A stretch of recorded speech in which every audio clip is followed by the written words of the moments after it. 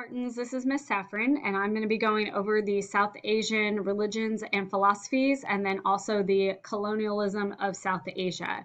This area of the world is very big on religious thought and spiritual practices.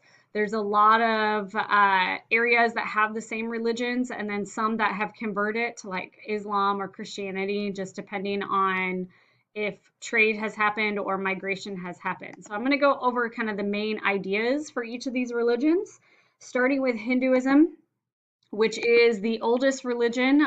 Historians believe that it began 5,000 years ago in the Indus River Valley civilization in modern day Pakistan. It is the oldest religion, and because it is so old, we're not really sure who founded the religion, but we do know that ancient people, specifically the Aryans, were practicing this religion through artifacts. We do know that holy leaders or holy men or spiritual teachers are called gurus. These are most of the time the spiritual teachings are taught through talking or oral language, sharing stories as people move about. So, some of the biggest beliefs of Hinduism is that reincarnation, the idea that you live multiple lives in your spiritual lifetime. So, reincarnation basically means that you live a life, and when you die, you are reborn into something else. That something else depends on your karma. So, your karma is how you live your life. Karma is your positive or negative consequences to what you do in your life. So, for instance, if you are a good person and you're helping out the poor and you're helping out people and you're just living life in a positive way, then under Hinduism, when you are born again, you will be born into something greater than your previous life. It can also work the other way too. If you do something bad in your current life, when you die and you're reborn, you will come back as something not so great. Dharma is living or acting the right way. So it's kind of your moral compass of how you should be in your life, and that determines your karma. So just think dharma and karma go together and they rhyme. So that might help you out a little bit. So in Hinduism, there is a caste system. So a caste system is the social hierarchy of people. And so this is the group of people that you are allowed to interact with. This is what you're born into.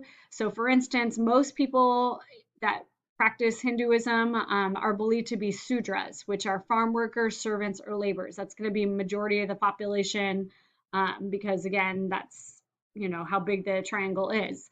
If you are a good farmer or you're a good servant or laborer, when you die and you're reborn, you could move up the caste system. So just kind of notice like at the top you have priests or teachers. Those are what we call Brahmins. The next is warriors, and then you have your merchant class or your artisans. At the very bottom, which is not shown, is a group of people called the untouchables. And these are people that are considered the lowest group in society. You're not allowed to talk to them. That they usually have jobs that people don't want, maybe cleaning the streets of waste or hurting animals and whatnot. So that's a class that's not listed on here, but it's something you're definitely going to need to know about, especially when we get into Gandhi. So Hinduism is both a monotheistic religion, but also a polytheistic religion. And so it really depends on what you believe if you are Hindu.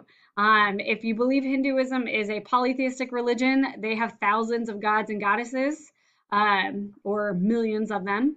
If you believe that it is possibly monotheistic, there are three main gods, okay, Brahman, Vishnu, and Shiva. They all have different roles, but Hindus believe that they're also the same God. So it's kind of complicated. In the textbook, it does talk about how Hinduism is a polytheistic religion. So according to the state of Texas, that is what we're going to call it. But just know, be mindful that some Hindus believe it is also monotheistic. So in Hinduism, there's no single source of authority. Everything is kind of based on your own personal beliefs. And because it is such an old religion, most of these stories were told through oral tradition. But there are holy books called the Vedas, which are your moral compass, the stories that the gods or goddesses expect you to do. So it's kind of their scripture that they follow for their dharma. Moving on to Buddhism. So Buddhism is considered a philosophy. And part of why it's considered a philosophy is because there's really no God in Buddhism. People could argue that the Buddha is the God, but he wasn't. He was a real guy. His actual name is Siddhartha Gautama. He was a prince. And he is the first person to have thought about this idea of enlightenment. And this started in the northeastern part of India and eventually made its way into Nepal and Bhutan and places in the Himalayas and even into China and Japan and other places. Buddhism is actually considered a universalizing religion because it is seen all over the world. And in fact, Buddhism is starting to gain more and more followers as we're moving along in the 21st century. So it's going to start with Siddhartha Gautama. He is considered the Buddha, and historians believe it started in 500 BC.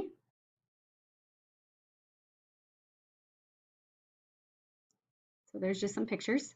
So some big beliefs of Buddhism is that everything is internal. So everything is based on the believer. They believe that the fact that we exist on this earth, that we are suffering. We are not at our perfection level yet. They believe in what is called the Four Noble Truths, which is to live is to suffer. So as you walk along this earth, you are suffering, you're trying to figure out life. Suffering comes from desire. When you want something, you're going to suffer until you get it. To end suffering, you have to end that desire. And then last is you follow what is called the Eightfold Path to reach that idea of enlightenment or nirvana.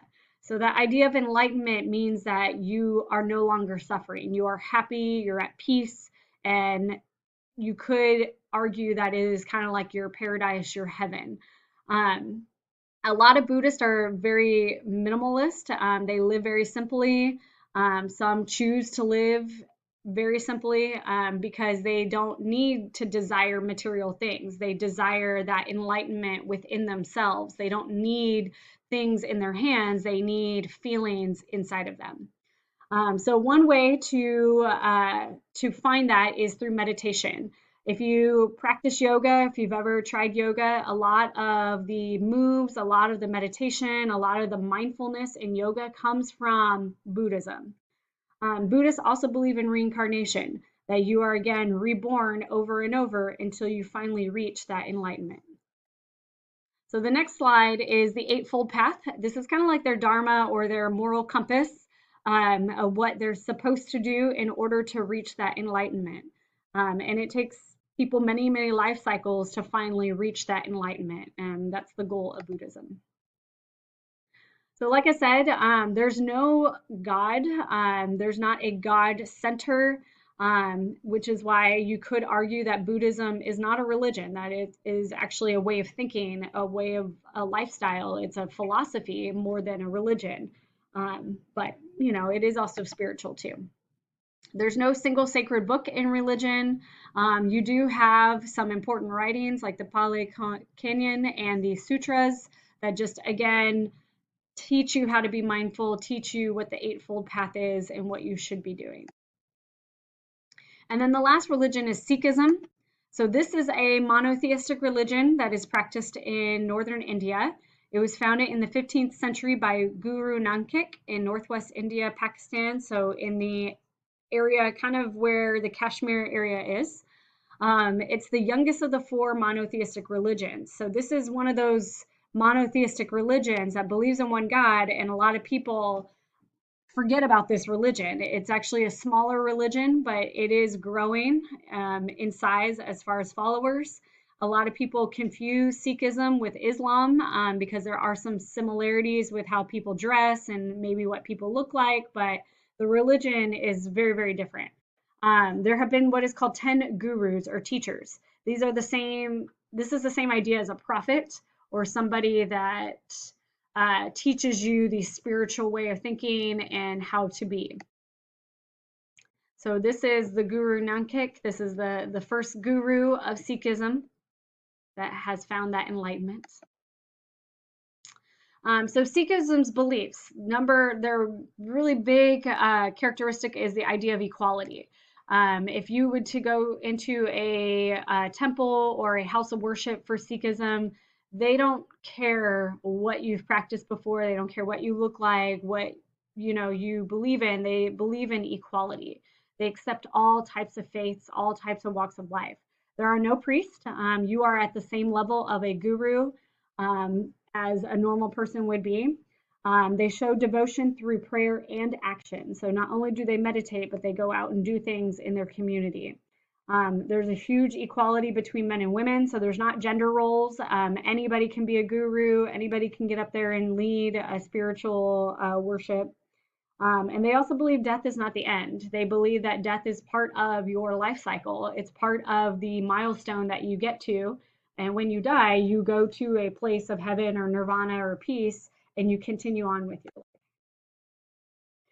So Sikhs have 5 characteristics, also called the 5 Ks. I'm not going to go through all of them, but just some of the things that people get Sikhism confused with Islam is the fact that they do wear a turban. They do hide their hair, they do grow out their hair. They wear certain kinds of clothing. They do have symbols on their bodies like bracelets and combs and a dagger to remind themselves about their religion. So that's, some major characteristics that you just need to pay attention to. Okay. They do believe in one God. Their God does not have a name, it's just God. And then they do have a holy book called the Adi Granth, which is again what the gurus teach out of. So this would be equivalent to the Bible. This would be equivalent to the prophet stories that they use in worship. And then all of these religions have places that are significant to them. They all practice in these temples that you see all over South Asia, but you can also do your worship at home as well. And that is it for South Asia religions. So again, just make sure you go through the notes, make sure that you make a T-chart, compare and contrast. That way you can get some of the big characteristics of these religions. I would definitely watch the videos that are attached to the Nearpod. That way you can actually see what these religions look like in real time. So thank you.